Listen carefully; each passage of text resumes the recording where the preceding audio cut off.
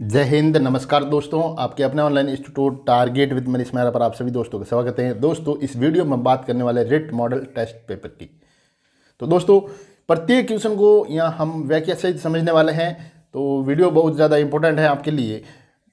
और वीडियो पूरा देखने के बाद आपको अच्छा लगता है तो वीडियो को लाइक और शेयर करना ना भूलें। और हाँ, चैनल पर पहली बार विजिट किया तो चैनल को सब्सक्राइब और बेल आइकन को प्रेस जरूर कर दीजिएगा। तो पहला जो अपना यानी कि पाठ देखेंगे, इसमें बाल विकास एवं शिक्षा शास्त्र के 30 क्वेश्चन देखेंगे। तो पहला क्वेश्चन है दोस्तों आपके सामने, यद्यपि दो व्यक्ति समान नहीं होते हैं, यद्यपि दो व्यक्ति समान नहीं होते हैं किंतु सभी सामान्य बालकों में विकास का क्रम समान होता है, ये परिभाषा किसने दी? गैलेस साहब ने, मैकडूगल ने, या फिर क्रोवकरो ने, या फिर सोरेनसन ने? तो दोस्तों, ये जो परिभाषा दी है ये दी है गैलेस ने, यानी कि ऑप्शन नंबर ए यहाँ पर राइट होगा, गैलेस। तो थोड़े गैलेस साहब के बारे में अब व्याख्या देखते हैं यहाँ पर। तो गैलेस ने उपयुक्त जो परिभाषा है ये विकास के समान प्रतिमान के सिद्धांत के समर्थन में बताया है कि इस जो सिद्धांत के अनुसार एक जाति के जीवों में जो विकास का क्रम पाया जाता है, विकास की गति का प्रतिमान भी समान रहता है।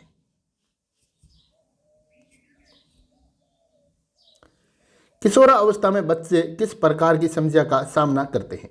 तो दोस्तों, किशोरा अवस्था में बच्चे हैं वो किस प्रकार की समस्या का सामना करते हैं? तो शारीरिक एवं मानसिक परिवर्तन से समायोजन करना, अपने साथियों से समायोजन करना, अपने माता पिता से समायोजन करना, या फिर पढ़ाई संबंधी समायोजन करना। ऑप्शन नंबर एक राइट होगा, शारीरिक एवं मानसिक परिवर्तन से समायोजन करना।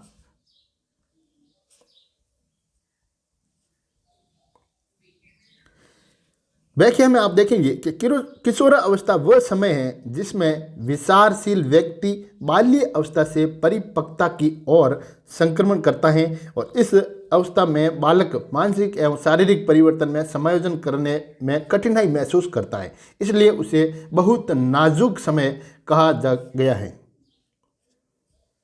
दोस्तों, पूरा वीडियो देखने के बाद आप मेरे को कमेंट करके बताना कि इस जो टेस्ट पेपर में आपको कितने क्वेश्चन आते हैं, यानी कि आपने कितने क्वेश्चन राइट किए हैं। B.F. स्किनर ने प्रयोग किया तो किस पर किया?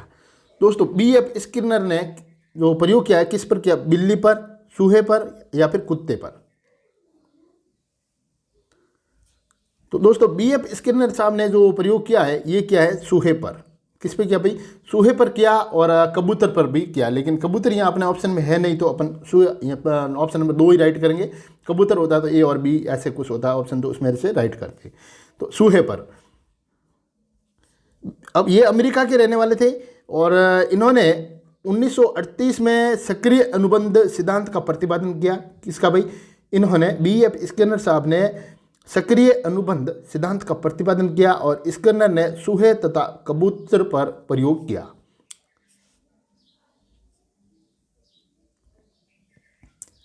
इस अवस्था में बालकों में नई खोज करने की और घूमने की प्रवृत्ति बहुत अधिक बढ़ जाती है।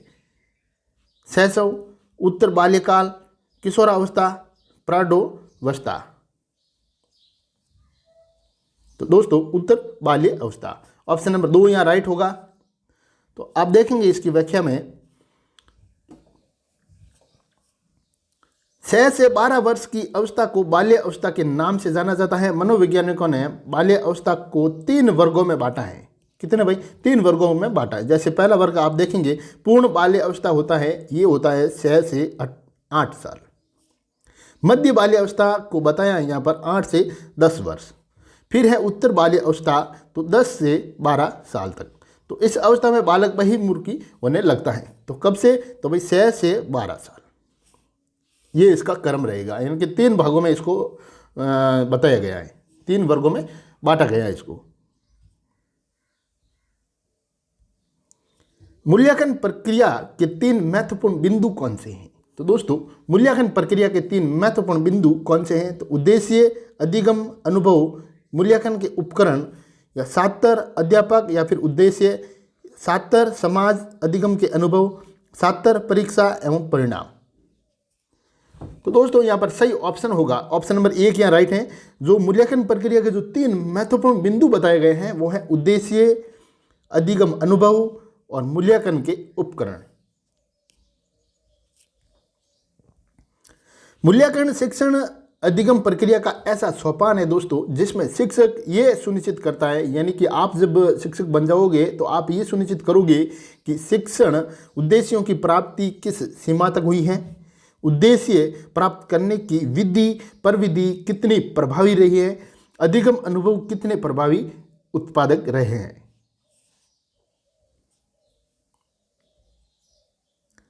अभिप्रेरणा वर्णित होती हैं। तो दोस्तों अभिप्रेरणा वर्णित होती हैं तो आप देखेंगे यहाँ पर ज्ञानात्मक जागृति द्वारा, भावात्मक जागृति द्वारा, ए और बी दोनों या इनमें से कोई नहीं।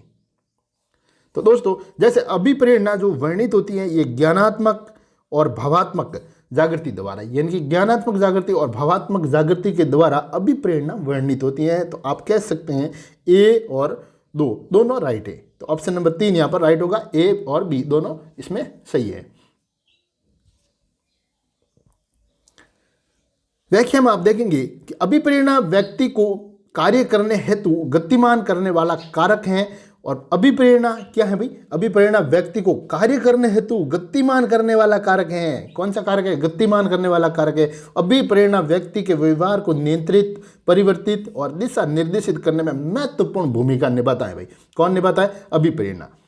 अभिप्रेरणा है ना, ये व्यक्ति के व्यवहार को नियंत्रित, परिवर्तित और दिशा निर्देशित करने में महत्वपूर्ण भूमिका निभाता है अभिप्रेरणा। ठीक है। और अभिप्रेरणा को अधिगम का राजमार्ग, ध्यान रखें, अभिप्रेरणा को अधिगम का राजमार्ग कहा जाता है, अधिगम का मुख्य कारक कहा जाता है, अनिवार्य स्थिति आदि नामों से भी इन्हें जाना जाता है। सहस्वावस्था की विशेषता नहीं है, यानी कि इनमें से सहस्वावस्था की विशेषता नहीं है दोस्तों, वो आपको यहाँ पर बतानी है। तो देखें आप, सहस्वावस्था की विशेषता नहीं है, ठीक है ना। क्वेश्चन को हमेशा पूरा पढ़े और उसको समझे कि क्वेश्चन क्या कहता है। अपने को हमेशा क्वेश्चन के पीछे पीछे चलना है। तो देखिए आप, सहस्वावस्था की जो विशेषता नहीं है, तो देखो शारीरिक विकास की तीव्रता तो भाई है, बिल्कुल है। दूसरों पर निर्भरता, तो ये भी सहस्वावस्था की विशेषता है। नैतिकता का होना, तो नैतिकता का होना सहस्वावस्था की विशेषता नहीं है भाई लोगों। मानसिक विकास में तीव्रता ये भी है। तो आप कहेंगे कि ये जो नैतिकता का होना ये सहस्वावस्था की विशेषता नहीं है। तो ऑप्शन नंबर 3 यहाँ अपना राइट होगा। क्या? नैतिकता का होना, ये ऑप्शन नंबर यहाँ नहीं है। ठीक है ना। तो शारीरिक विकास की तीव्रता तो है भाई, दूसरों पर निर्भरता भी है, मानसिक विकास में तीव्रता भी है। ये तीनों क्या है? सहस्वावस्था की विशेषता है, लेकिन नहीं है वो है नैतिकता का होना। ऐसे ही क्वेश्चन मिलने वाले हैं वहां एग्जाम में। जैसे देखें आप, तो जन्म से 5 वर्ष तक की आयु को सहस्वावस्था कहा जाता है। तो सहस्वावस्था दोस्तों, जन्म से 5 वर्ष तक के आयु काल को सहस्वावस्था कहा जाता है। और इस अवस्था कि प्रथम 3 वर्षों में शिशु का शारीरिक विकास तीव्र गति से होता है। नैतिकता का विकास बाल्यावस्था में दिखाई देता है। तो जो नैतिकता का जो है ये है ना, ये विकास बाल्यावस्था में दिखाई देता है। ठीक है। वो नैतिकता वाला आप देखेंगे तो ये बाल्यावस्था में दिखाई देगा। सतत एवं व्यापक मूल्यांकन से तात्पर्य है। तो दोस्तों सतत एवं व्यापक मूल्यांकन से तात्पर्य क्या है? तो देखो, नियमित रूप से मानसिक परीक्षा देना, तो नहीं भाई ये नहीं है। सीखने की प्रक्रिया के दौरान शैक्षिक एवं शैक्षिक क्षेत्रों का नियमित रूप से आलंकित करना, तो बिल्कुल राइट है दोस्तों। सतत एवं व्यापक मूल्यांकन से तात्पर्य होगा कि सीखने की प्रक्रिया के दौरान शैक्षिक एवं शैक्षिक क्षेत्रों को नियमित रूप से आलंकित करना। ये किसका है भाई? ये सतत एवं व्यापक मूल्यांकन से ये इसका तात्पर्य है। ठीक है ना। क्या तात्पर्य है? सीखने की प्रक्रिया के दौरान शैक्षिक एवं शैक्षिक क्षेत्रों को नियमित रूप से आलंकित करना।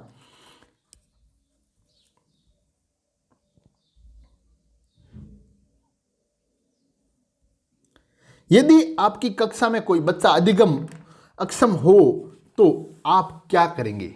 जब आप अब अध्यापक बनने वाले हैं तो ये आपके ऊपर, या तो मैं क्वेश्चन आपके ऊपर रख दूं या फिर मैं ही बता दूं, कोई बात नहीं। यदि आपकी कक्षा में कोई बच्चा अधिगम अक्षम हो तो आप क्या करेंगे? उसमें उसकी और कोई ध्यान नहीं देंगे, उसकी अक्षमता किस प्रकार की है ये जानकर उसको सिखाने का प्रयास करेंगे, उसकी अतिरिक्त कक्षा लेंगे, उसकी बैठक व्यवस्था कक्षा के बुद्धिमान बच्चों के साथ करेंगे। तो दोस्तों आप मुझे कमेंट करके बताएं, वीडियो को अभी रोक के, मैं इसका आंसर आपको बता रहा हूं, लेकिन उससे पहले आप मेरे को कमेंट करके बताएं कि आपके ख्याल से यहाँ पर क्या राइट होगा। एक बार फिर से देखें आप, उसकी और कोई ध्यान नहीं देंगे, उसकी असक्षमता किस प्रकार की ये जानकर उसको सिखाने का प्रयास करेंगे, उसकी अतिरिक्त कक्षा लेंगे, उसकी बैठक व्यवस्था कक्षा के बुद्धिमान बच्चों के साथ करेंगे। तो मेरे को कमेंट करके बताइए इसका सही आंसर क्या है, कमेंट करके जरूर बताइए। तो दोस्तों अब मैं आपको बताता हूं कि इसका जो सही आंसर क्या है। तो देखें आप, उसकी असक्षमता किस प्रकार की है ये जानकर उसको सिखाने का आप प्रयास करेंगे। ठीक है, तो ऑप्शन नंबर 2 यहां पर राइट होगा, ऑप्शन नंबर 2 राइट है। यदि कक्षा में कोई बालक अधिगम अक्षम हो तो शिक्षक को उसकी असक्षमता को जानकर उसकी शिक्षा व्यवस्था उस अनुरूप करना ज्यादा बेहतर होगा। प्रजातिगत व्यक्तिगत विभिन्नताओं को समझने में निम्न में से क्या मददगार साबित नहीं होता है। तो मूल्य अवस्था, शाब्दिक एवं अशाब्दिक संप्रेषण, अधिगम की प्रक्रियाओं एवं विभिन्न व्यवस्थाएं, या फिर बुद्धि। तो दोस्तों देखें आप यहाँ पर कि प्रजातिगत व्यक्तिगत विभिन्नताओं को समझने में बुद्धि मददगार साबित नहीं होता है। क्या यहाँ पर क्वेश्चन को देखें आप, यहाँ कि ये नहीं का कह रहा है, तो क्या नहीं होता है भाई, बुद्धि। तो ऑप्शन नंबर आप यहाँ पर 4 आपका राइट होगा, बुद्धि। जैसे व्याख्या में देखें आप यहाँ, तो प्रत्येक प्रजाति की शारीरिक बनावट, संस्कृति, रहन सहन, खान पान, रुचियाँ, आचार विचार, रहन सहन आदि में अंतर पाया जाता है। यदि एक भारतीय एक ब्रिटिश व्यक्ति को उसकी शारीरिक बनावट से पहचाना जा सकता है। देखिए आप, एक भारतीय को और तथा एक ब्रिटिश व्यक्ति को उसकी शारीरिक बनावट से पहचाना जा सकता है। ठीक है ना, तो सही ऑप्शन बुद्धि होगा, उसमें ऑप्शन नंबर 4 राइट है। यहाँ देखिए आप 16P का प्रयोग किसे मापने हेतु किया जाता है। तो 16P का प्रयोग किसे मापने हेतु किया जाता है। तो सृजनात्मकता, अभिरुचि, व्यक्तित्व, या फिर दबाव। देखें दोस्तों, 16P का जो प्रयोग है ये व्यक्तित्व को मापने के लिए किया जाता है। किसे भाई, व्यक्तित्व को मापने हेतु किया जाता है। तो ऑप्शन नंबर 3 यहाँ पर राइट होगा।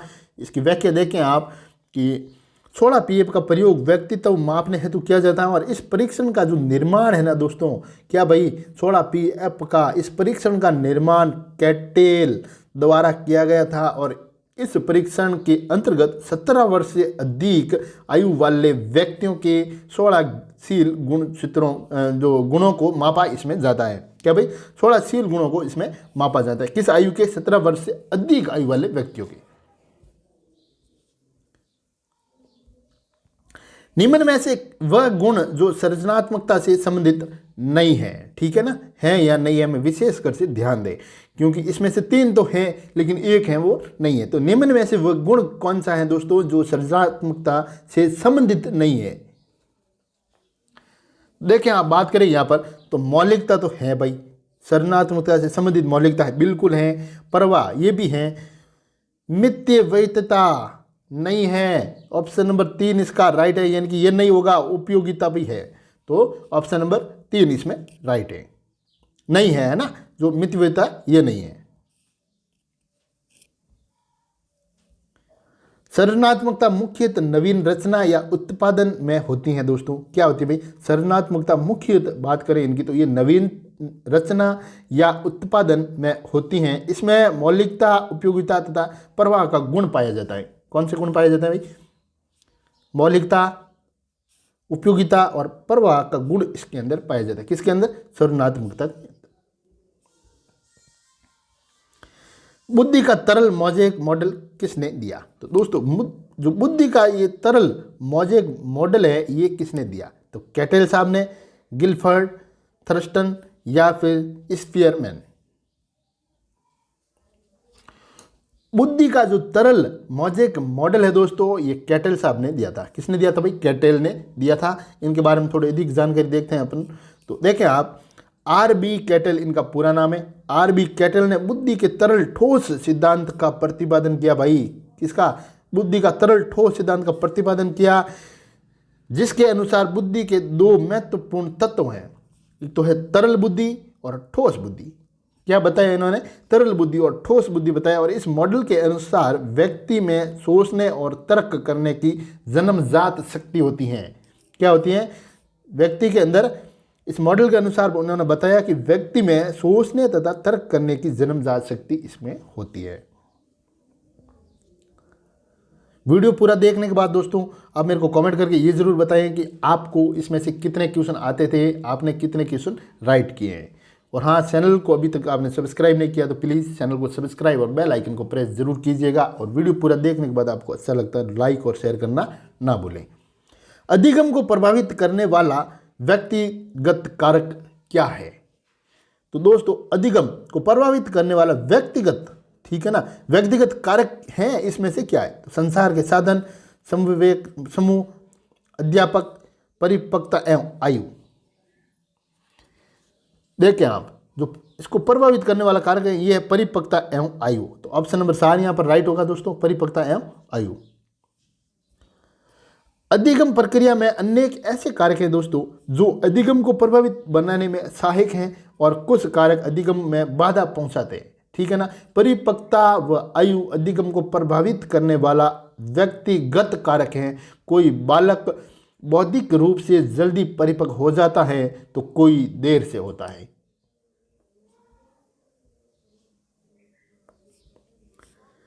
एक क्रिकेट खिलाड़ी अपने गेंदबाजी के कौशल को विकसित कर लेता है, पर यह उसके बल्लेबाजी के कौशल को प्रभावित नहीं करता है। इसे कहा जाता है तो विधेयात्मक प्रशिक्षण नहीं भाई। निषेधात्मक प्रशिक्षण अंतरण नहीं, तो शून्य प्रशिक्षण अंतर। तो ऑप्शन नंबर 3 यहाँ पर आपका राइट होगा दोस्तों। जैसे आप इसकी व्याख्या में देखें तो देखें आप, जब एक सीखा हुआ ज्ञान न तो दूसरे ज्ञान में कोई मदद करता है न बाधा, तो इसे आशय से शून्य अंतरण कहते हैं। और अधिगम स्थानांतरण 3 प्रकार का होते हैं दोस्तों।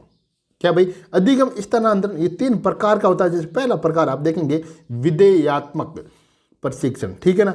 दूसरा है निषेधात्मक प्रशिक्षण अंतरण और तीसरा है इसमें शून्य प्रशिक्षण अंतरण। इनके 3 प्रकार के होते हैं। निम्न में से कौन सा कारक स्मृति से संबंधित नहीं है? देखिए आप, निम्न में से कौन सा कारक स्मृति से संबंधित नहीं है? तो पहचान, धारणा, पुनः स्मरण या अनुभूति। देखिए आप, इसमें कहता है नहीं है, ठीक है, यानी कि कौन सा कारक स्मृति से संबंधित नहीं है? तो पहचान दोस्तों स्मृति से संबंधित है, धारण भी स्मृति से संबंधित है और पुनः स्मरण भी स्मृति से संबंधित है, लेकिन अनुभूति है ये स्मृति से संबंधित नहीं है भाई, ठीक है ना। जैसे व्याख्या में आप देखेंगे यहाँ अधिक कि स्मृति एक मानसिक प्रक्रिया है दोस्तों। क्या है भाई? स्मृति एक मानसिक प्रक्रिया है जिसका आधार अर्जित अनुभव होता है और इसका जो पुनरूप उत्पादन होता है ये परिस्थिति के अनुसार होता है, ठीक है। और इसके द्वारा व्यक्ति अपने गत अनुभव को वर्तमान चेतना में लाता है। किसके द्वारा? स्मृति के द्वारा, है ना। और स्मृति के 4 अंग है भाई। कौन कौन से? एक तो अधिगम होगा, एक धारण होगा, एक पुनः मरण हो, और अधिगम, धारण और पुनः स्मरण और पहचान या पुनः स्मरण है दोस्तों, है ना। पुनः स्मरण और पहचानना, ठीक है ना। अधिगम, धारण और पुनः स्मरण है यहाँ पर, और पहचानना।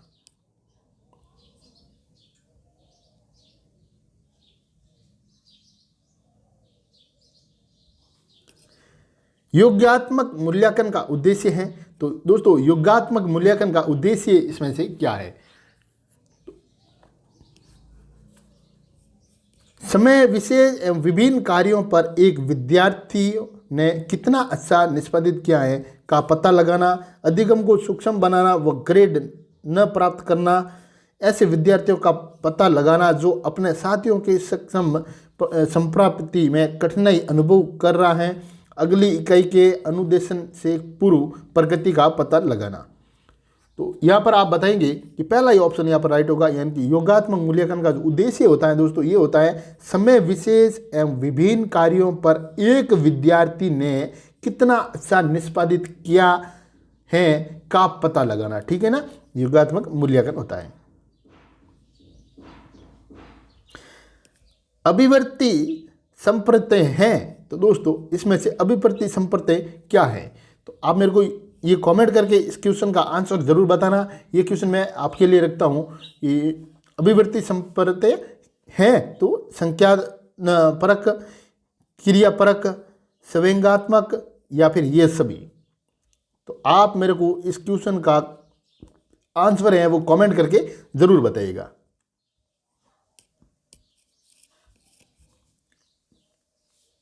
सकारात्मक दंड का निम्न में से कौन सा उदाहरण है, तो दोस्तों सकारात्मक दंड का जो निम्न में से कौन सा उदाहरण है, तो मित्रों के द्वारा उपहास, मित्रों के साथ समय बर्बाद करना, मेन मेक निकालना बंद करना, या इन में से सभी।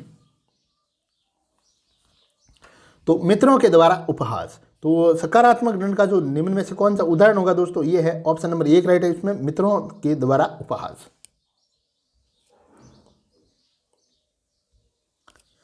दंड अभिप्रेरणा का बाध्य स्रोत माना गया है। सकारात्मक दंड बालकों को अधिगम के लिए प्रेरित इसमें करता है, ठीक है ना, ये इसकी व्याख्या थी। नेक्स्ट क्वेश्चन है, विद्यार्थियों के अच्छे मानसिक स्वास्थ्य को बनाए रखने के लिए निम्न में से कौन सा तरीका अधिक महत्वपूर्ण है। शैक्षिक क्रियाओं का प्रावधान, अभिव्यक्ति की स्वतंत्रता, रुचियों की विभिन्नता, अध्यापक की भूमिका एवं विद्यार्थी वातावरण, विद्यालय वातावरण। तो यहाँ आप देखेंगे कि विद्यार्थियों के अच्छे मानसिक स्वास्थ्य को बनाए रखने के लिए निम्न में से कौन सा तरीका अधिक महत्वपूर्ण होगा दोस्तों, तो आप बात करेंगे ऑप्शन नंबर 4 की, कि अध्यापक की भूमिका एवं विद्यालयी वातावरण, ठीक है ना, ऑप्शन नंबर इसमें 4 राइट है। व्यक्तित्व के विशेषज्ञ सिद्धांत के प्रबल समर्थक कौन है, तो इसमें सही ऑप्शन होगा दोस्तों ऑप्शन नंबर 4 यहाँ राइट है, अल्पोर्ट।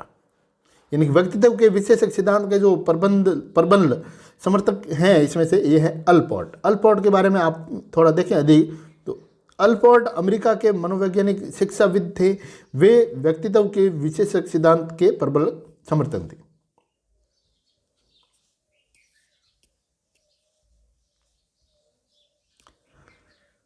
गार्डनर ने 7 अभियोगिताओं का अधिमान निर्धारित किया, इसमें से कौन सा नहीं है। इन्होंने 7 जो अभियोगिताओं का जो अधिगम निर्धारित किया है, इसमें से 3 तो हैं लेकिन एक नहीं है, वो कौन सा है। तो देखिए दोस्तों, स्थान संबंधी अभियोगिता तो बिल्कुल है भाई, राइट है। तो भावात्मक अभियोगिता, तो भावात्मक अभियोगिता इसमें नहीं है। अनव्यक्तित्व अभियोगिता है और भाषात्मक अभियोगिता है। तो ऑप्शन नंबर 2 यहां पर राइट होगा।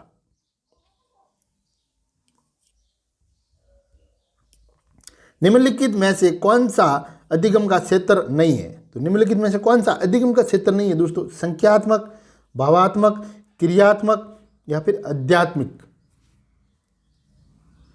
तो आध्यात्मिक कौन सा नहीं है भाई, क्षेत्र नहीं है ना, अधिगम का क्षेत्र नहीं है, तो आध्यात्मिकता नहीं है, आध्यात्मिक।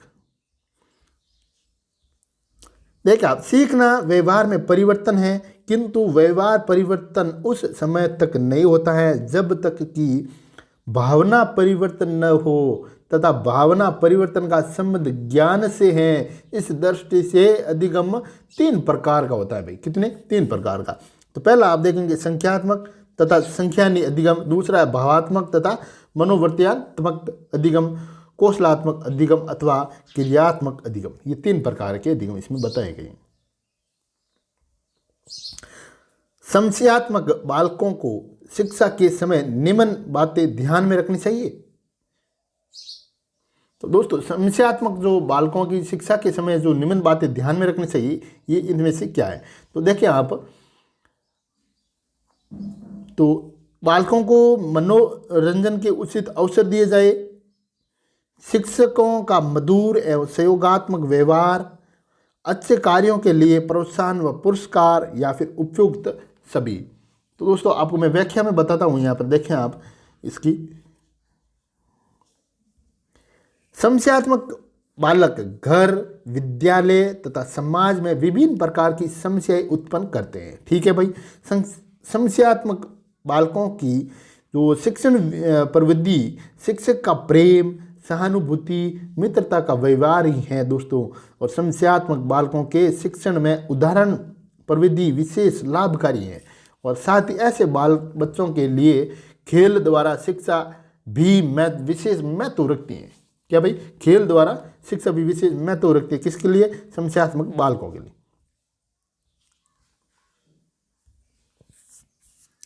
थार्नडाइक ने कल्पना एवं चिंतन के आधार पर व्यक्तित्व को बताया है, तो क्या बताया? यानी कि थार्नडाइक ने कल्पना एवं चिंतन के आधार पर व्यक्तित्व को क्या बताया है? तो सूक्ष्म विचारक बिल्कुल राइट है दोस्तों, ये भी बताया। प्रत्यक्ष विचारक ये भी, स्थूल विचारक ये भी, तो उपयुक्त सभी इसमें राइट है। Option number 4।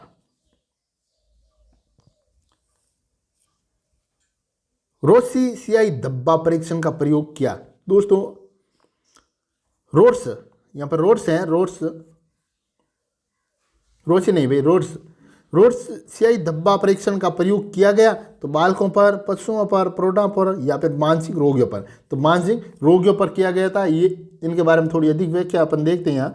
तो ये रोड्स का सियाई धब्बा परीक्षण सबसे अधिक प्रयोग किए जाने वाला व्यक्तित्व परीक्षण है। और इस परीक्षण का जो निर्माण है दोस्तों, ये स्विट्जरलैंड के वैज्ञानिक हरमन रोड्सा ने किया। और इसका जो प्रयोग है ये मानसिक रोगियों पर किया गया है।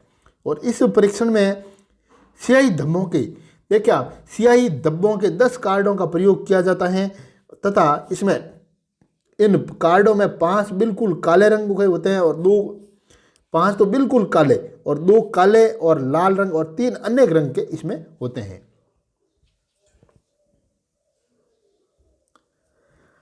अपने को पुस्तकीय ज्ञान के प्रति व्यवस्थित करने की योग्यता कौन सी बुद्धि कहलाती है? अमूर्त बुद्धि। तो पहला ही ऑप्शन इसमें राइट होगा, अमूर्त बुद्धि। देखें आप अमूर्त बुद्धि के बारे में। अमूर्त बुद्धि पठन को सीखने की प्रक्रिया है दोस्तों, और ये उन समस्याओं को हल करने की प्रक्रिया है जिसमें शब्द एवं प्रतीकों का इस्तेमाल किया जाता है। वस्तुओं को समझने और उनके अनुरूप क्रिया करने में मूर्त बुद्धि का, यानी कि अमूर्त बुद्धि का उपयोग किया जाता है। और इसे यांत्रिक बुद्धि भी कहा जाता है। क्या? इसे यांत्रिक बुद्धि भी, अमूर्त बुद्धि को यांत्रिक बुद्धि भी कहा जाता है। और सामाजिक बुद्धि से अभिप्राय व्यक्ति की वह योग्यता से है जो समाज के समायोजन की सक्षमता उत्पन्न करती हैं।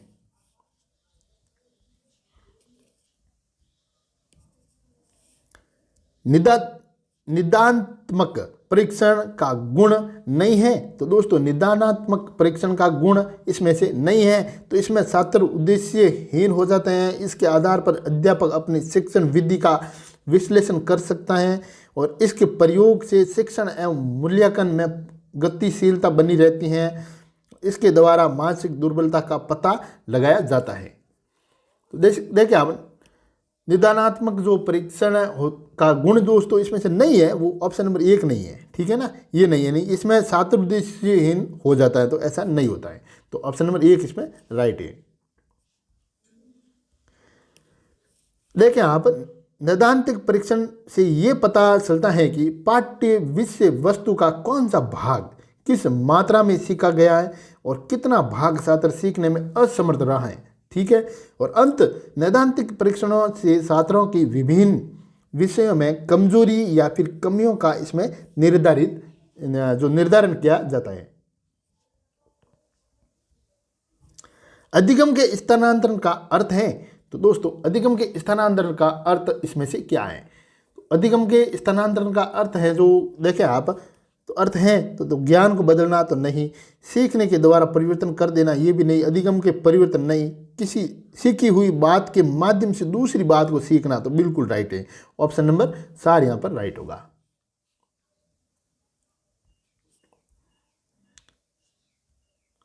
व्यक्तिगत भिन्नता का मुख्य आधार है, तो व्यक्तिगत भिन्नता का मुख्य आधार क्या है? देखिए आप, व्यक्तिगत भिन्नता का मुख्य आधार अधिगम भी हैं, रुचि हैं, लिंग भेद भी हैं, तो उपयोगिता सभी इसमें राइट हो गए।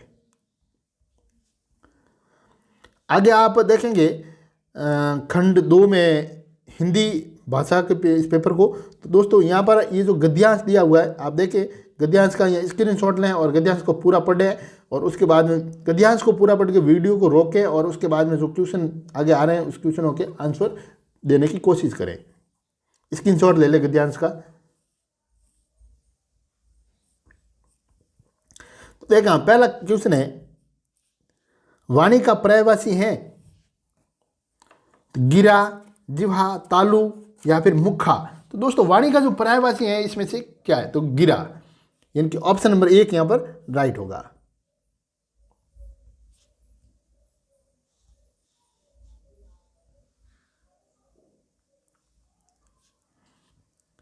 उद्घाटित में उपसर्ग है, उद्घाटित में उपसर्ग कौन सा है भाई? तो उद्घाटित में ऑप्शन नंबर 2 राइट है, उद उपसर्ग है।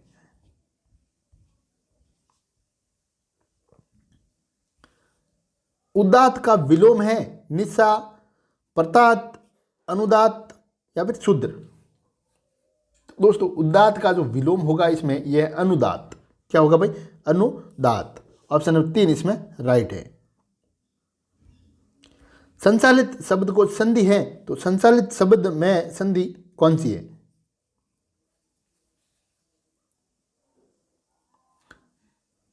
स्वर संधि नहीं, व्यंजन संधि है दोस्तों, बिल्कुल राइट है।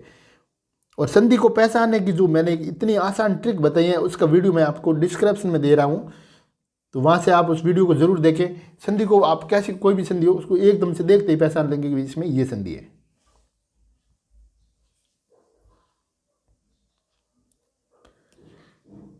कलम के सिपाही किसके लिए प्रयुक्त हुआ?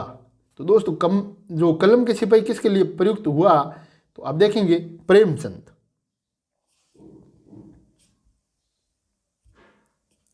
आश्रय संकित रह गए से क्या तात्पर्य है? घबरा गए, प्रसन्न हो उठे, दुखी हो गए या अचंभे में पड़ गए। तो आश्रय संकित,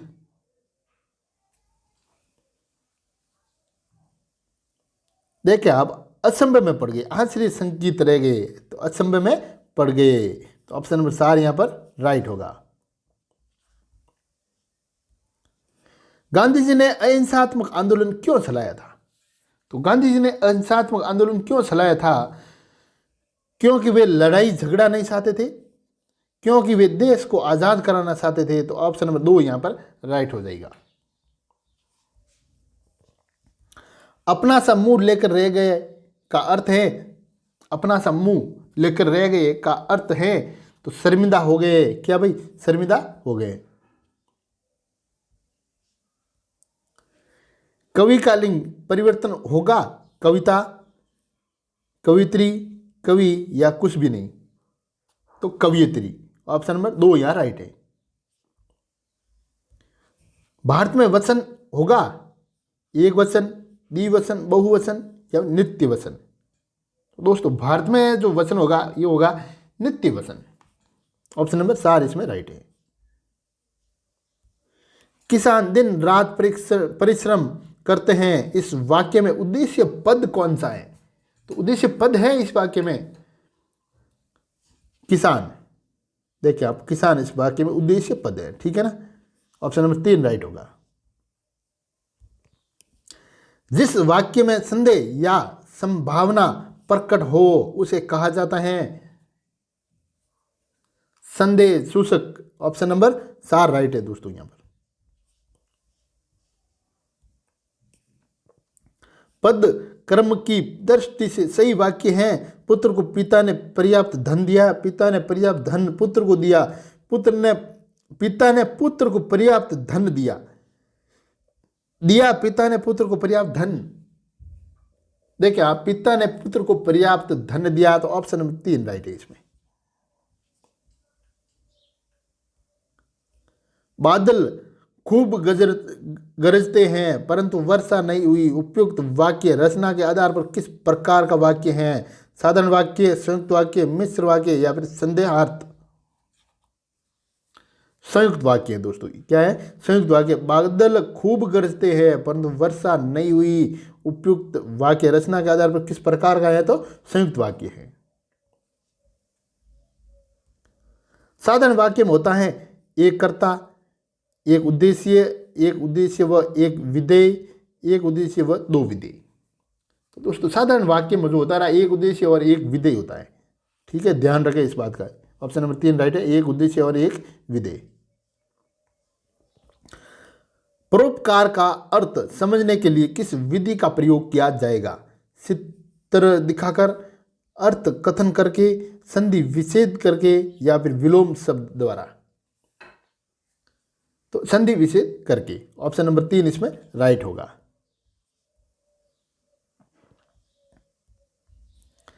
गहन अध्ययन निष्ठ शिक्षण में मौन वाचन किस कक्षा से प्रारंभ किया जाना उचित है?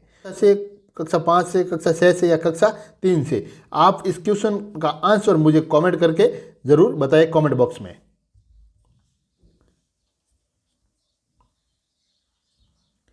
भाषा शिक्षण की सहगामी क्रिया का उदाहरण है तो बिहार यात्रा, पुस्तकालय, सिनेमा देखना, काव्य पाठ। दोस्तों भाषा शिक्षण की सहगामी क्रिया का उदाहरण है काव्य पाठ। ऑप्शन नंबर 4 इसमें राइट होगा। श्रवण कौशल विकास के अंतर्गत किस शक्तियों का विकास आवश्यक है? तो देखें आप, श्रवण कौशल विकास के अंतर्गत जो शक्तियों का जो विकास आवश्यक है दोस्तों, ये अंतर्बोध शक्ति बिल्कुल राइट है, धारण शक्ति ये भी है और बोधन शक्ति ये भी है। तो आप कह सकते हैं कि उपयुक्त सभी इसमें राइट है। बच्चों के लिए अतिरिक्त पठन सामग्री क्यों विकसित की जाती है? पढ़ने में रुचि जगाने एवं भाषा ज्ञान वृद्धि के लिए, पढ़ने में रुचि जगाने एवं सामान्य ज्ञान में वृद्धि के लिए, भाषा ज्ञान बढ़ाने एवं साहित्यकारों में रुचि जगाने के लिए, या भाषा ज्ञान बढ़ाने और सामान्य ज्ञान में रुचि जगाने के लिए? तो दोस्तों बिल्कुल राइट है, भाषा ज्ञान बढ़ाने और सामान्य ज्ञान में रुचि जगाने के लिए। ऑप्शन नंबर 4 यहाँ पर राइट होगा।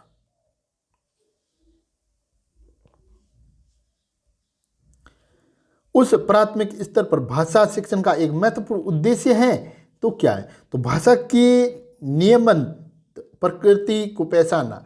तो भाषा की जो नियमबद्ध प्रकृति को पहचानना, ऑप्शन नंबर 1 राइट होगा इसमें। भाषा शिक्षण की किस विधि में मातृभाषा के लिए सर्वाधिक महत्वपूर्ण है? तो पाठ्यचर्या, सहगामी क्रियाओं का आयोजन तो नहीं, भाषा प्रयोग के अधिक अवसर प्रदान करना। तो ऑप्शन नंबर 2 इसमें राइट होगा। हिंदी भाषा के शिक्षक के रूप में आपके लिए सबसे कम महत्वपूर्ण है? तो दोस्तों आप हिंदी भाषा के मान लो शिक्षक हैं तो आपके लिए सबसे कम महत्वपूर्ण क्या होगा इसमें से?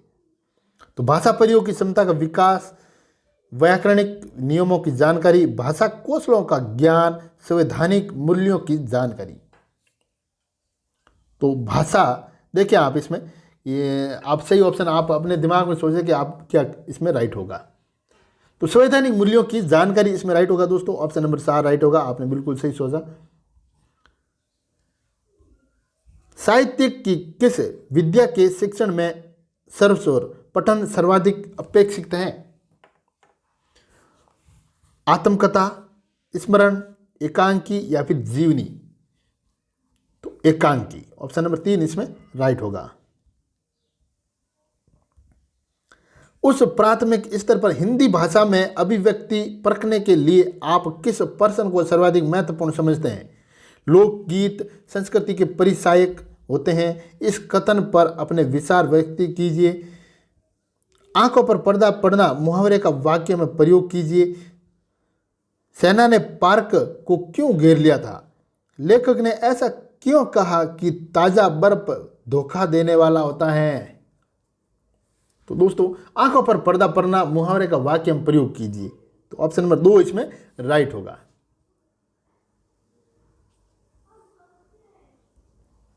भाषा अर्जुन में बच्चे भाषा को बच्चे भाषा को सहज एवं संभाविक रूप से सीखते हैं। भाषा अर्जन में बच्चे हैं जो भाषा को सहज और संभाविक रूप से सीखते हैं। तो ऑप्शन नंबर 1 यहाँ पर राइट होगा।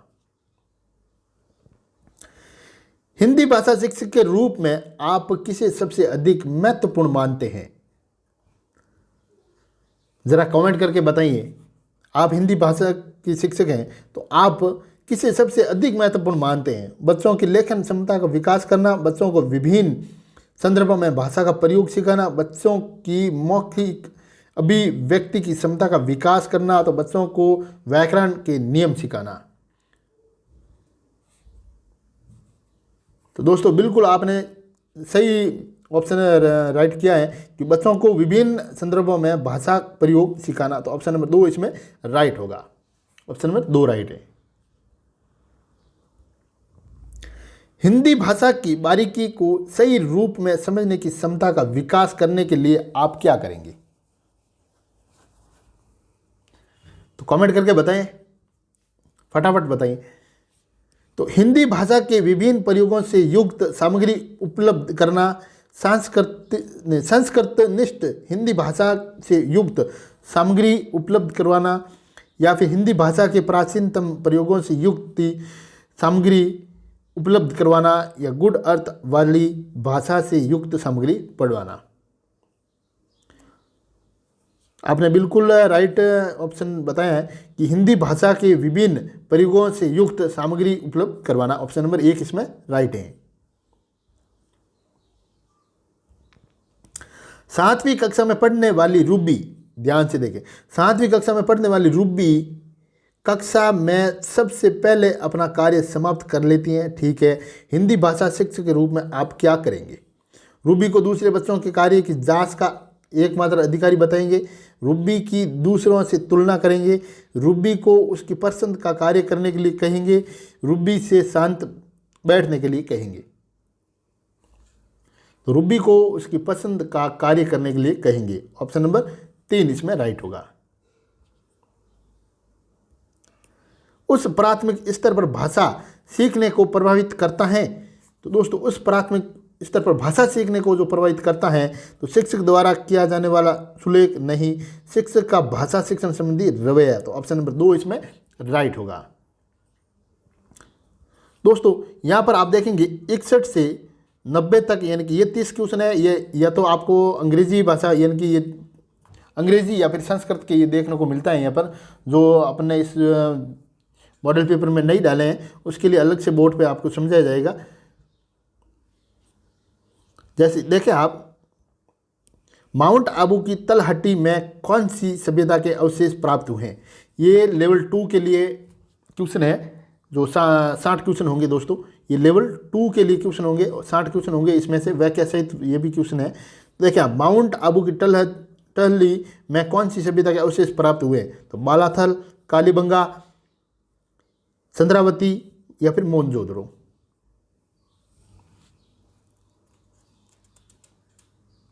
तो दोस्तों इसमें जो राइट होगा वो होगा चंद्रावती। चंद्रावती इसमें राइट होगा। आप देखें व्याख्या के अंदर देखें आप यहाँ पर, ये चंद्रावती जो सभ्यता है ये सिरोही जिलों के माउंट आबू की तलहटी में, माउंट जो आबू के जो रोड के जो है ना ये निकट स्थित है।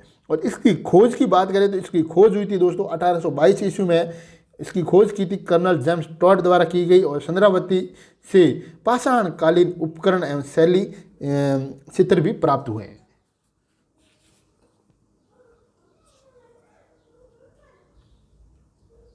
नेक्स्ट क्वेश्चन है, शुद्धि आंदोलन का संबंध निम्न में से किससे है? तो दोस्तों शुद्धि आंदोलन का संबंध निम्न में से किससे है? तो दयानंद सरस्वती, पहला ही ऑप्शन राइट है, दयानंद सरस्वती। दयानंद सरस्वती जिन्हें विशेष परिस्थितियों में अन्य धर्म स्वीकार करने वाले हिंदुओं का वैदिक रीति से शुद्धिकरण कर पुनः हिंदू धर्म में शामिल करने हेतु एक आंदोलन चलाया, जिसे दोस्तों शुद्धि आंदोलन कहा जाता है। भारत का दक्षिणतम बिंदु इंदिरा पॉइंट स्थित है दोस्तों। तो भारत का दक्षिणतम बिंदु इंदिरा पॉइंट स्थित है तो अंडमान में, निकोबार में, लक्षद्वीप में या फिर मिनिकॉम में। तो निकोबार में। कहाँ है भाई? भारत का दक्षिणतम बिंदु इंदिरा पॉइंट है वो निकोबार में स्थित है। ये देखें आप, भारत के पूर्वी भाग में स्थित बंगाल की खाड़ी में अंडमान निकोबार द्वीप समूह स्थित है।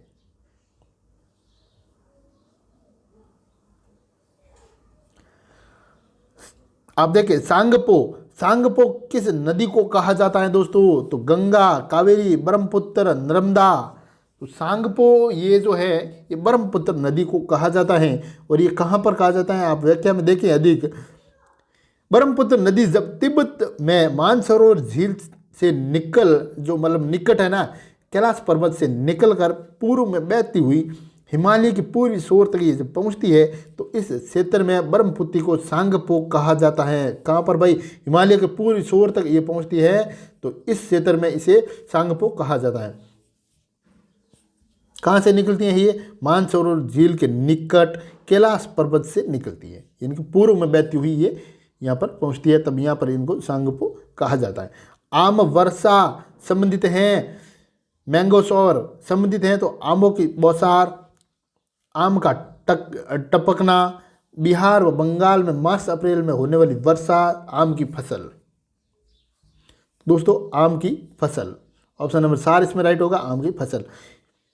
कर्नाटक व केरल मालाबार तट में होने वाली मानसून पूर्व वर्षा फुहार जो आम की फसल के लिए अत्यधिक लाभकारी हैं और भारत के जो दक्षिण राज्यों के कहवा उत्पादक क्षेत्रों में ये ग्रीष्मकालीन में होने वाली वर्षा को फूलों की बौछार कहा जाता है। क्या भाई? फूलों की बौछार, फूलों की बौछार यानी कि भारत के दक्षिण राज्यों के कहवा उत्पादक क्षेत्रों में ग्रीष्मकालीन में होने वाली वर्षा को फूलों की बौछार कहा जाता है।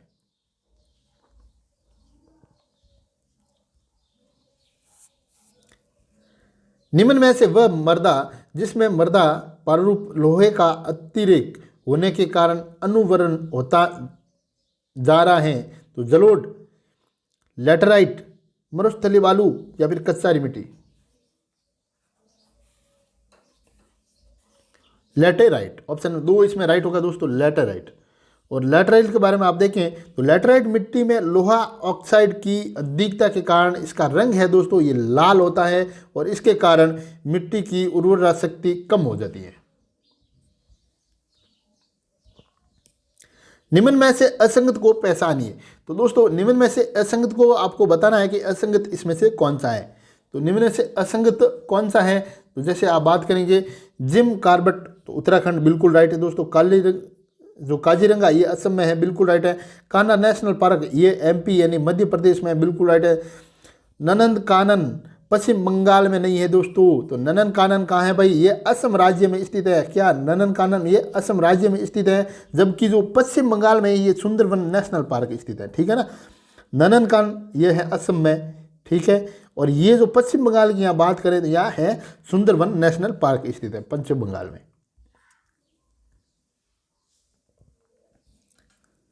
जायद फसल है, तो जायद फसल इसमें से कौन सी है? तो जायद फसल की यहाँ बात करें दोस्तों तो देखें आप, जायद फसल वे फसल जो हरी हरी काट कर पशुओं को खिलाई जाती है, नहीं। हरी भरी काट कर पशुओं को खिलाई, नहीं। ये वे फसल हैं जो तब रोपित की जाती है जब नियमित फसलें उगने में असफल हो जाए। तो बिल्कुल ऑप्शन नंबर 2 राइट है दोस्तों। यानी कि जायद की फसल वो फसल है ये तब रोपित की जाती है जब नियमित फसलें उगने में असफल हो जाएं।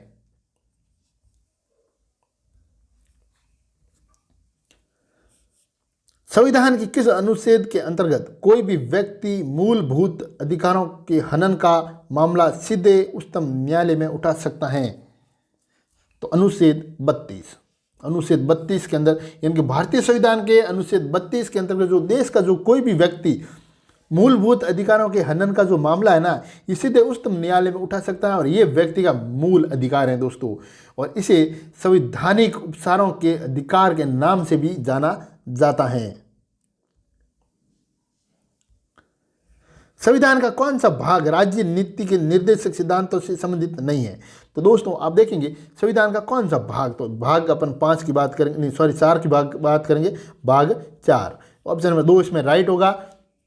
तो संविधान के भाग 4 में अनुच्छेद 37 से लेके 51 तक नीति निर्देशक तत्वों का वर्णन मिलता है और ये भाग भारत को लोक कल्याणकारी राज्य बनाता है। कौन सा भाई?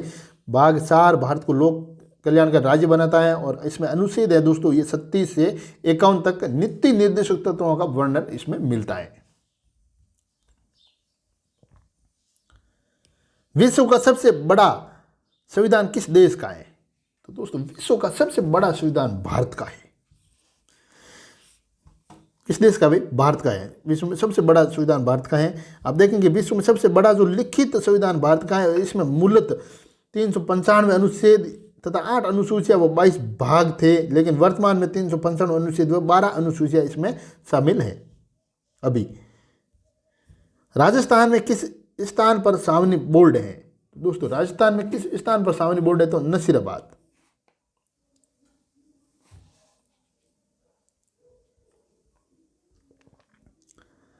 गौतम बुद्ध का जन्म स्थान है, तो गौतम बुद्ध का जन्म स्थान इसमें से कौन सा है? तो कुशीनगर, सारनाथ, बोधगया या फिर लुम्बिनी।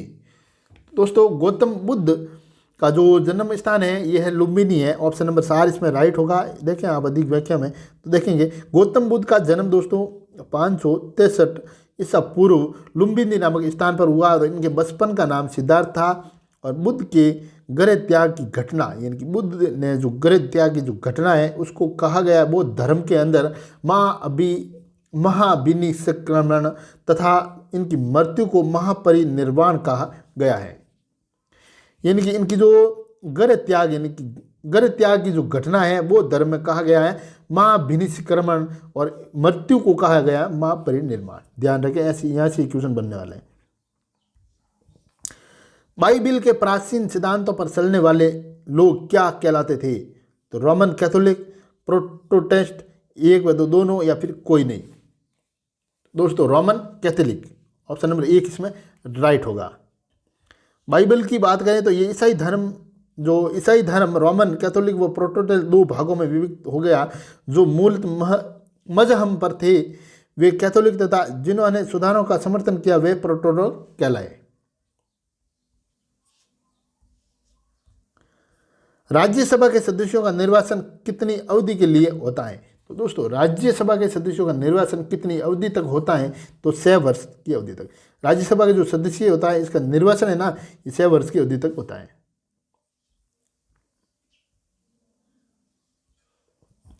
सर्वोच्च न्यायालय के न्यायाधीश किस आयु में सेवानिवृत्त होते हैं? तो दोस्तों सर्वोच्च न्यायालय के न्यायाधीश किस आयु में सेवानिवृत्त होते हैं? तो ये 65 वर्ष की आयु में सेवानिवृत्त होते हैं। संविधान के अनुसार राज्य की कार्यपालिका शक्ति किस में निहित होती है? तो दोस्तों संविधान के अनुसार राज्य की जो कार्यपालिका शक्ति होती है ये किस में निहित होती है? तो मुख्यमंत्री, राज्यपाल, प्रधानमंत्री या फिर राज्य का गृह मंत्री। तो राज्यपाल। तो संविधान के अनुसार राज्य की जो कार्यपालिका शक्ति होती है ना ये राज्यपाल में निहित होती है। मौर्य काल में भूमि कर जो कि राज्य की आय का मुख्य स्रोत था किस अधिकारी द्वारा एकत्रित किया जाता था? ऑप्शन नंबर 3 इसमें राइट है, सीता अध्यक्ष।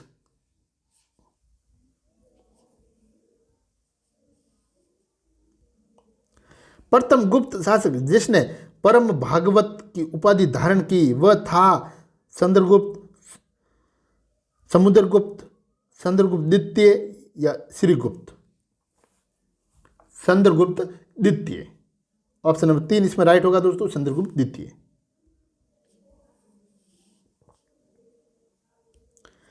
ह्वेनसांग किसके शासनकाल में भारत आया था? तो दोस्तों ह्वेनसांग किसके शासनकाल में भारत आया था? तो चंद्रगुप्त द्वितीय, सम्राट हर्ष, चंद्रगुप्त मौर्य या चंद्रगुप्त प्रथम? ह्वेनसांग जो चीनी यात्री था ह्वेनसांग ये सम्राट हर्ष के समय भारत आया था और अपनी यात्रा पर इन्होंने एक ग्रंथ लिखा था सी यू की नाम का एक ग्रंथ इन्होंने लिखा था और ये चीनी यात्री थे और ये सम्राट हर्ष के समय भारत आए थे। किन के समय भाई? सम्राट हर्ष के समय। एलोरा के कैलाश मंदिर का निर्माण किसने किया?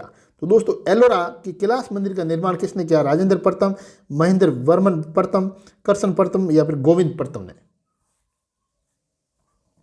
करसन प्रथम ने किया था।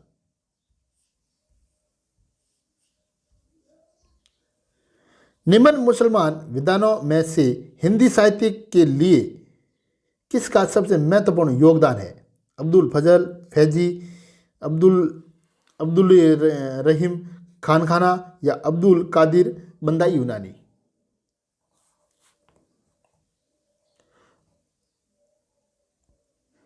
अब्दुल रहीम खान खाना, ऑप्शन नंबर 3 इसमें राइट होगा।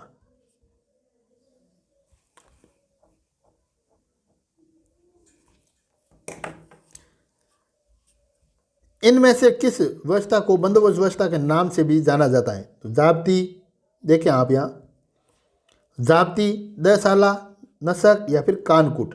तो दोस्तों 10 साला व्यवस्था को बंदोबस्त व्यवस्था के नाम से भी जाना जाता है और अकबर कालीन भू राजस्व व्यवस्था की 10 साला पद्धति को बंदोबस्त व्यवस्था के नाम से जाना जाता है और इस प्रणाली के प्रणेता टोडरमल थे। इसके लिए इसे टोडरमल बंदोबस्त के नाम से भी जाना जाता है।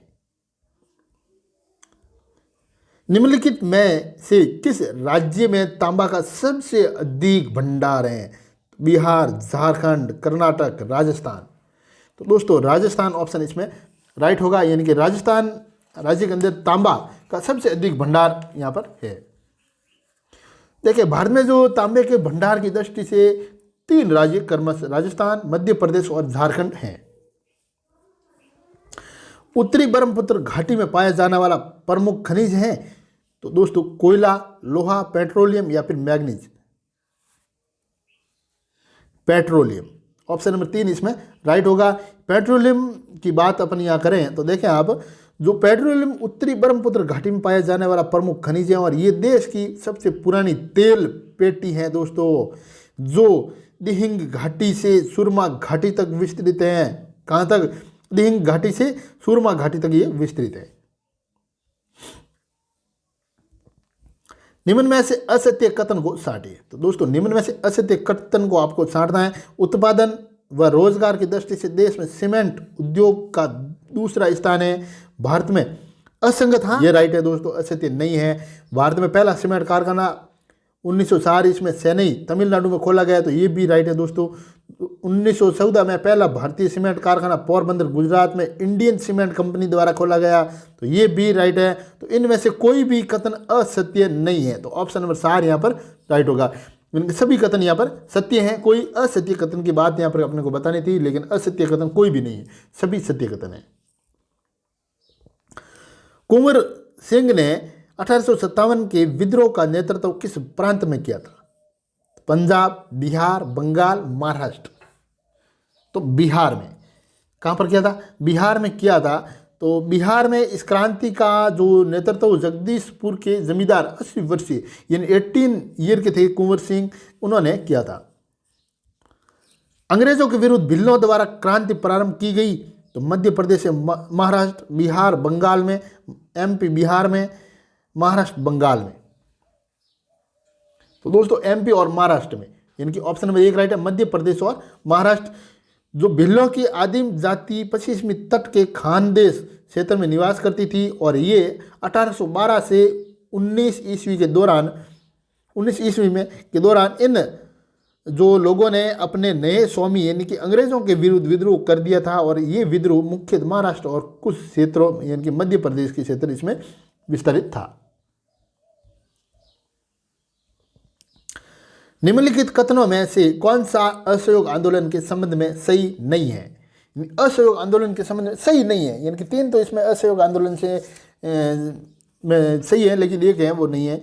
तो देखेंगे आप इसमें, इस आंदोलन की अवधि 1920 से 1922 तक थी, बिल्कुल राइट है दोस्तों। नहीं है वो बताना, संबंध नहीं है, सही नहीं है वो बताना। 1 वर्ष के भीतर राजस्व की प्राप्ति इसका लक्ष्य था, बिल्कुल राइट। इसमें बहिष्कार की योजना थी, ये भी राइट है। एम जिन्ना ने इस आंदोलन का समर्थन किया, तो उन्होंने नहीं किया था भाई, तो ये असत्य है, यानी ये सही नहीं है। तो ऑप्शन नंबर 4 इसमें राइट होगा। थोड़ा अधिक देखें इनके बारे में। दोस्तों असहयोग आंदोलन है ना, ये 1 अगस्त 1920 को प्रारंभ हुआ, किंतु 5 फरवरी 1922 को उत्तर प्रदेश के गोरखपुर जिले के सोरासोरी कांड के कारण महात्मा गांधी ने इसे 12 फरवरी 1922 को वापस ले लिया।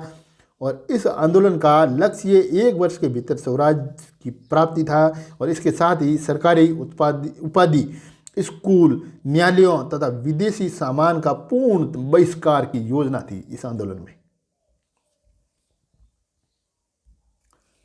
रेडियो तरंगों के विक्षेपण के लिए वायुमंडल के निम्नलिखित स्तरों में से कौन सा स्तर उत्तरदायी है?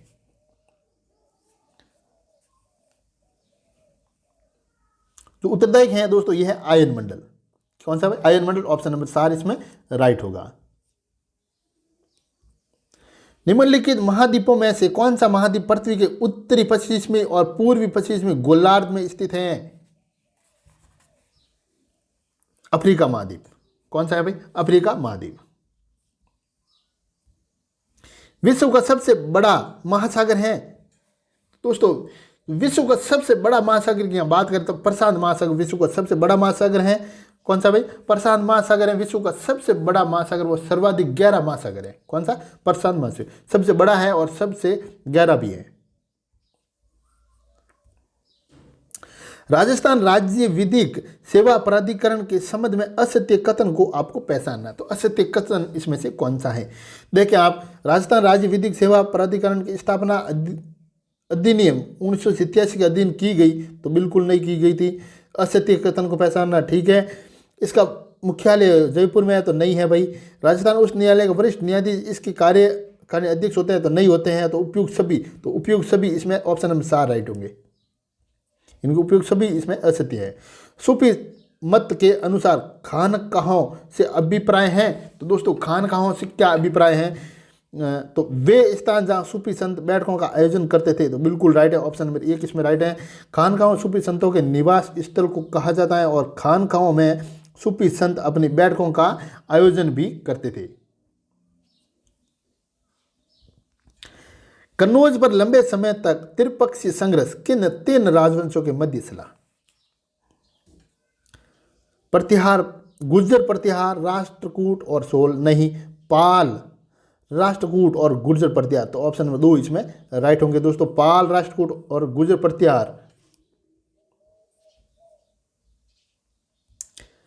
निम्नलिखित को सुमेलित करना है। यहाँ पर शैलों के प्रकार है और यहाँ पर उदाहरण है। तो सुमेलित अपने को यहाँ पर जो करना है, तो सुमेलित, जैसे सुमेलित की बात करें तो यहाँ पर देखेंगे आप, अंतर्भेदी आग्नेय शैल, तो ग्रेनाइट, ऑप्शन नंबर यहाँ पर 4 राइट है पहले का, ठीक है। पहले का क्या है भाई? 4 राइट है। बहिर्भेदी, तो बेलसाल्ट, बिल्कुल राइट है। बेसाल्ट, तो 3। अवसादी, तो बलुआ पत्थर होगा दोस्तों, अवसादी का तो 2 नंबर, और कायांतरिक शैल तो सोना पत्थर, तो 1। तो आप इस प्रकार से इसको सम्मिलित करेंगे, 4, 3, 2 और 1, यानी कि पहले का चौथा राइट है यहाँ पर, दूसरे का तीसरा है, तीसरे का दूसरा है और चौथे का पहला है। जनसंख्या घनत्व से अभिप्राय है दोस्तों, तो जनसंख्या घनत्व से क्या अभिप्राय है? तो जनसंख्या घनत्व से अभिप्राय है, तो आप बात करेंगे किसी क्षेत्र विशेष में रहने वाले लोगों की संख्या, नहीं, एक निश्चित अवधि के दौरान लोगों की संख्या, भूपृष्ठ पर लोगों के फैलने का स्वरूप, पृथ्वी के पृष्ठ के एक इकाई क्षेत्र में रहने वाले लोगों की संख्या। तो बिल्कुल राइट है, ऑप्शन नंबर 4। जनसंख्या घनत्व से तात्पर्य है कि पृथ्वी के पृष्ठ के एक इकाई क्षेत्र में रहने वाले लोगों की संख्या से है दोस्तों, ठीक है ना। इसका मतलब अर्थात प्रति वर्ग किलोमीटर क्षेत्र में रहने वाले लोगों की संख्या जो है जन घनत्व कहलाती है।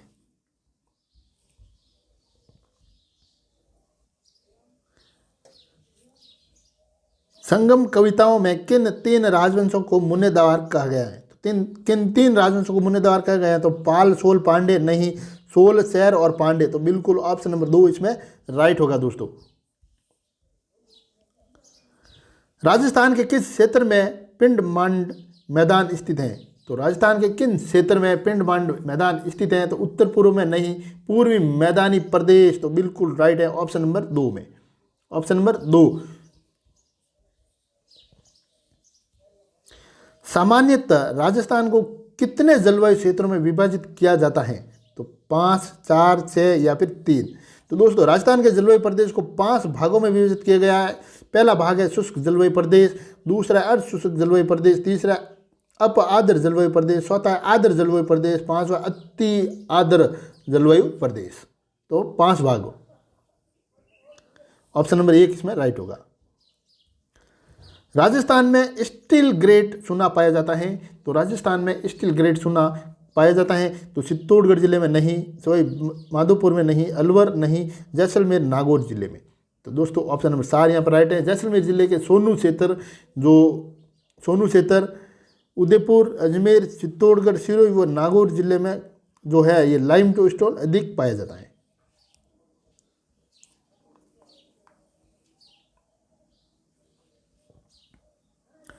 दो 2001-11 के दशक के दौरान राजस्थान का सर्वाधिक जनसंख्या घनत्व वाला जिला है।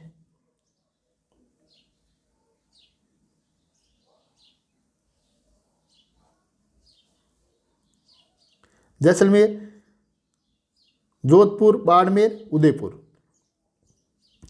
नहीं जयपुर। तो ऑप्शन नंबर इसमें 4 राइट होगा। 2001-11 के दशक के दौरान राजस्थान का सर्वाधिक जनसंख्या घनत्व वाला जो जिला है दोस्तों वो है जयपुर।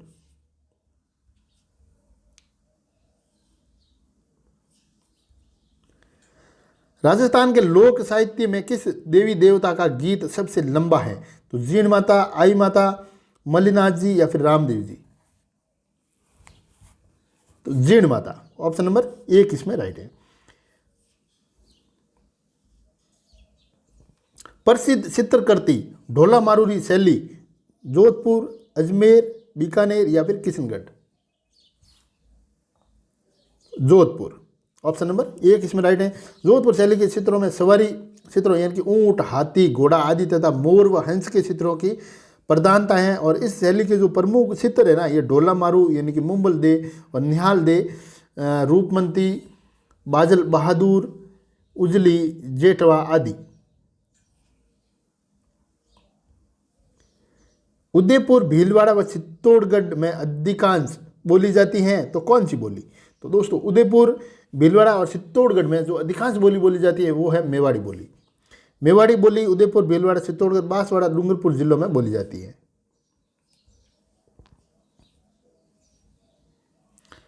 वह नदी जिसका उद्गम मध्य प्रदेश से होता है तथा जो राजस्थान में बहने के पश्चात खंभात की खाड़ी में जाकर गिरती हैं, माही, मंथा, काली सिंध या फिर कुन्नू। माही नदी। राजस्थान में माही नदी खाटू गांव, बांसवाड़ा के समीप प्रवेश करते हुए उल्टे यू आकार में घूमती हुई ये गुजरात में प्रवेश करके खंभात की खाड़ी में जाके ये गिरती है। निम्नलिखित में से गलत युग्म को पहचानिए। दोस्तों गलत युग्म कौन सा है इसमें से वो पहचानिए। तो गलत युग्म को पहचानना आपको जैसे मेवाड़ आंदोलन माणिक्यलाल वर्मा बिल्कुल राइट है दोस्तों। मारवाड़ आंदोलन पंडित नयनू राम शर्मा, तो ये राइट नहीं है भाई, ये गलत है इसमें से। जयपुर आंदोलन हीरालाल शास्त्री बिल्कुल राइट। धौलपुर आंदोलन ज्वाला प्रसाद जिज्ञासु, तो ये भी इसमें राइट होगा। निम्न को सुमेलित कीजिए। तो निम्न को अपने को सुमेलित करना है तो आप यहाँ पर देखेंगे रेत का तितर, तो रेत का तितर गजनेर अभ्यारण्य बिल्कुल राइट है दोस्तों, ये ठीक है ना, ये एकदम राइट है। सुमेलित करना है तो पहले का पहला ही राइट है। दूसरा जरखों के लिए, तो जरखों के लिए बंद बारेटा अभ्यारण्य है भाई, क्या जरखों के लिए बंद बारेटा अभ्यारण्य, तो पहले का 1 हो जाएगा, दूसरे का 3 हो जाएगा। और काले हिरणों के लिए, तो काले हिरणों के लिए ताल सापर अभ्यारण्य, तो तीसरे का 2 हो जाएगा। और सांपों के संरक्षण के लिए तो बिल्कुल चौथे का सहारी होगा इनकी शेरगढ़। तो ये इस प्रकार से इसको सुमेलित करना है। तो रेत का तितर के लिए गजनेर अभ्यारण्य, जरखों के लिए बंद बारेटा अभ्यारण्य और काले हिरणों के लिए ताल सापर अभ्यारण्य और शेरगढ़ अभ्यारण्य सांपों के संरक्षण के लिए दोस्तों प्रसिद्ध है। राजस्थान में किस राष्ट्रीय राजमार्ग की लंबाई सबसे अधिक है? तो किस राष्ट्रीय राजमार्ग की लंबाई है वो सबसे अधिक है? NS15, NS3, NS8, NS65। NS8, NS जो NS15, तो राजस्थान में किस राष्ट्रीय राजमार्ग की लंबाई सबसे अधिक है दोस्तों? तो NS15 की लंबाई सबसे अधिक है। तो राष्ट्रीय राजमार्ग 15 की बात करें तो ये पठानकोट पंजाब से समख्याली गुजरात तक विस्तृत है दोस्तों। ये राजस्थान के 7 जिलों में, इनकी गंगानगर, हनुमानगढ़, बीकानेर, जोधपुर, जैसलमेर, बाड़मेर और जालोर से होकर गुजरती हैं। और इसकी राजस्थान में कुल जो लंबाई है दोस्तों राष्ट्रीय राजमार्ग की, इनकी राष्ट्रीय राजमार्ग 15 की, वो है 906 किलोमीटर। और ये पाकिस्तान की सीमा से जो समांतर चलने वाला एवं राजस्थान को कांडला बंदरगाह से जोड़ने वाला राजमार्ग है। ऊंट की खाल पर चित्रांकन किस कला शैली की विशेषता है? दोस्तों ऊंट की खाल पर चित्रांकन ये है दोस्तों बीकानेर शैली की विशेषता। किस शैली की भाई? बीकानेर शैली की ये विशेषता है। सामाजिक विज्ञान की कक्षा में उपयोग होने वाली विधि जिसमें विद्यार्थियों को एक दूसरे के प्रति लगाव का मूल्यांकन के लिए कहते हैं, तो मूल्यांकन के लिए कहा जाता है जो समाजमित्य तकनीक करने कहा जाता है। क्या कहा जाता है? समाजमित्य तकनीक करने को कहा जाता है। सामाजिक विज्ञान के बारे में निम्नलिखित में से कौन सा कथन सही है? तो कौन सा कथन यहाँ पर सही होगा दोस्तों? जो समाज के विविध सरोकारों से सामाजिक विज्ञान का कोई संबंध नहीं है। सामाजिक विज्ञान सजातीयता की और रीति रिवाजों पर बल देता है। सामाजिक विज्ञान विषयनिष्ठ अनुशासन है। सामाजिक विज्ञान एक विशेषात्मक एवं सृजनात्मक मानस की जो नींव रखता है। तो आप बिल्कुल राइट बताएंगे, सामाजिक विज्ञान एक विशेषात्मक और सृजनात्मक मानस की नींव रखता है। ऑप्शन नंबर 4 इसमें राइट होगा। एक दशक में एक क्षेत्र विशेष में वर्षा में आने वाले बदलावों का प्रदर्शन करने के लिए निम्नलिखित में से कौन सी शिक्षण सहायक सामग्री उपयुक्त है? तो दंड आरेख, ऑप्शन नंबर 2 इसमें राइट होगा। सामाजिक विज्ञान में निम्नलिखित में से कौन सा शिक्षण पद्धति सबसे अधिक प्रभावी है जिसे शिक्षकों को इस्तेमाल करना चाहिए? तो दोस्तों वो होगा, देखें आप यहाँ पर तीसरा ऑप्शन राइट होगा इसके अंदर। तो शिक्षार्थियों को आलोचनात्मक एवं विचारोत्तेजन गतिविधियों में शामिल करना। तो ऑप्शन नंबर 3 राइट है। समता के बारे में पढ़ने के लिए निम्नलिखित में से सर्वाधिक उपयुक्त पद्धति कौन सी है देना? तो ऑप्शन नंबर 3 इसमें राइट होगा। निम्नलिखित में से कौन सा नियमों और मूल्यों के सामाजिक अधिगम को बढ़ावा देगा? तो परियोजना कार्य, समूह चर्चा। तो दोस्तों समूह चर्चा इसमें राइट होगा, ऑप्शन नंबर 2। सामाजिक विज्ञान की कक्षा में निंदानात्मक और उपचारात्मक शिक्षण में शामिल होंगे। तो शिक्षार्थी की कठिनाइयां विशेष की पहचान करना। तो दोस्तों शिक्षार्थी की कठिनाई विशेष का पहचान करना, ऑप्शन नंबर 1 इसमें राइट होगा। शिक्षा के दौरान सूक्ष्म शिक्षण निम्नलिखित में से किसकी ओर संकेत करता है? तो ऐसी छोटी कक्षा को बढ़ावा जिसमें सहपाठी शिक्षार्थी की भूमिका निर्वाह कर रहे हो। तो ऑप्शन नंबर 2 इसमें राइट होगा। सामाजिक विज्ञान की कक्षा में अवधारणाओं को स्पष्ट करते समय जब एक शिक्षक व्यक्तिगत अनुभवों का प्रयोग करता है तो वह देखिए आप पाठ को भागीदार, दिलचस्प बनाता है। शिक्षार्थी की ऊर्जा को तरस्तरीय करता है। उनकी स्थानीय वास्तविकता को वैश्विक संदर्भ के साथ जोड़ने की योग्यता को बढ़ावा देता है। तो बिल्कुल राइट है, ऑप्शन नंबर 3। निम्नलिखित में से कौन सा सामाजिक विज्ञान की कक्षा में प्रगतिशील शिक्षा का आयाम है? तो शिक्षार्थी को अलग करना, प्रकार्यात्मक बुद्धि, परीक्षा में अंक लाने पर बल देना, बहुलता और विविधता के लिए सम्मान। तो ऑप्शन नंबर 4 इसमें राइट होगा, बहुलता और विविधता के लिए सम्मान। ऑप्शन नंबर 4 राइट है। दोस्तों आपने इस पेपर को देखा है और इस पेपर में जो क्वेश्चन थे 120 क्वेश्चन, इस 120 क्वेश्चन में से यानी कि अपने जो अंग्रेजी या फिर संस्कृत का जो टॉपिक इसमें था वो लिया नहीं है। तो 120 क्वेश्चनों में से आपने कितने क्वेश्चन आपको आते थे, यानी कि आपने कितने क्वेश्चन राइट किए हैं, ये मेरे को कमेंट करके ज़रूर बताएं। और जो आपको 2-3 मैंने क्वेश्चन दिए उसके आंसर ज़रूर बताएं। तो मिलते हैं अगले वीडियो में, तब तक के लिए जय हिंद जय भारत। और दोस्तों अभी तक आपने इस चैनल को सब्सक्राइब नहीं किया तो प्लीज़ चैनल को सब्सक्राइब कीजिए, और वीडियो अच्छा लगा तो लाइक और शेयर करना ना भूलें। जय हिंद जय भारत।